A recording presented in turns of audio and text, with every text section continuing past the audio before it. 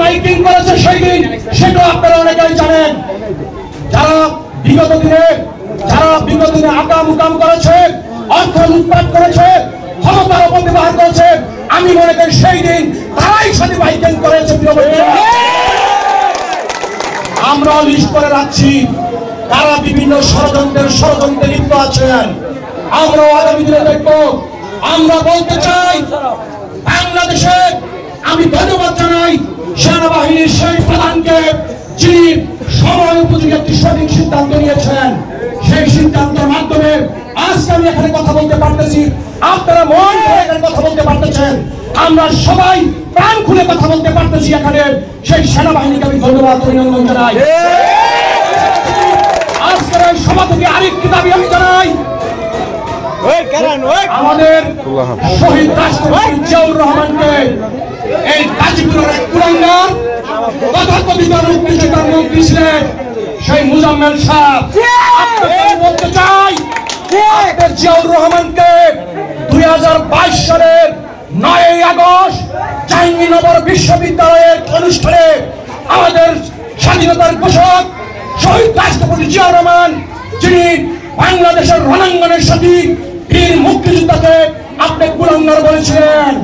আমি আজকের এই সভা থেকে ধিক্কার এবং প্রতিবাদ জানাই।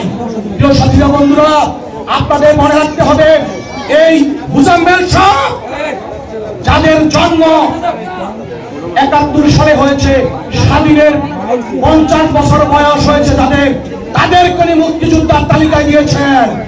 আমরা জানাই, এবং সেই সকল মুক্তিযোদ্ধা যারা নতুন তালিকাভুক্ত হয়েছেন, আপনাদের মাধ্যমে বলতে চাই, সেই তালিকা বাতিল করে সেই সকল টাকা যারা নিয়েছেন, সেই সকল টাকা বাংলাদেশের কোষাগারে ফেরত দিতে হবে।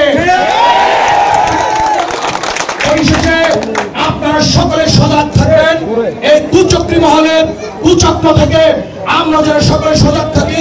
পরিশেষে আমাদের প্রিয় নেত্রী দেশনেত্রী বেগম খালেদা জিয়া যদি আপনাদের সকলের কাছে দোয়া চাই, আল্লাহ তাআলা যেন তাকে দীর্ঘ নেক হায়াত দান করেন, তাকে সুস্থতা দান করেন। আমাদের প্রিয় নেতা তারেক রহমানকে যেন আমরা বাংলার মাটিতে এনে এই বাংলাদেশে একটি গণতান্ত্রিক নির্বাচনের মধ্য দিয়ে প্রতিষ্ঠিত করে তাকে বাংলার আসনে বসাতে পারেন। সকলকে ধৈর্য সহকারে আপনারা থাকবেন, উচ্ছৃঙ্খলায় জানাবেন না। আপনাদের দিক নির্দেশনা ইতিমধ্যে আমাদের নেতৃবৃন্দ দিবেন, সেই অনুযায়ী আপনারা থাকবেন। পরিশেষে সকলের সুস্বাস্থ্য দীর্ঘায়ু কামনা করে আমি আমার কথা শেষ করছি। বাংলাদেশ জিন্দাবাদ, বাংলাদেশ জাতীয়তাবাদী দল জিন্দাবাদ, শহীদ জিয়াউর হোক, দেশনেত্রী বেগম খালেদা জিন্দাবাদ, জয় হোক, জনতার মেহনতি মানুষের জয় হোক। সবাইকে ধন্যবাদ আমিনুল ইসলাম ভাইকে এত সুন্দর বক্তব্য দেওয়ার জন্য। আমি আপনাদেরকে রিকোয়েস্ট করে বলছি, একটু করেন।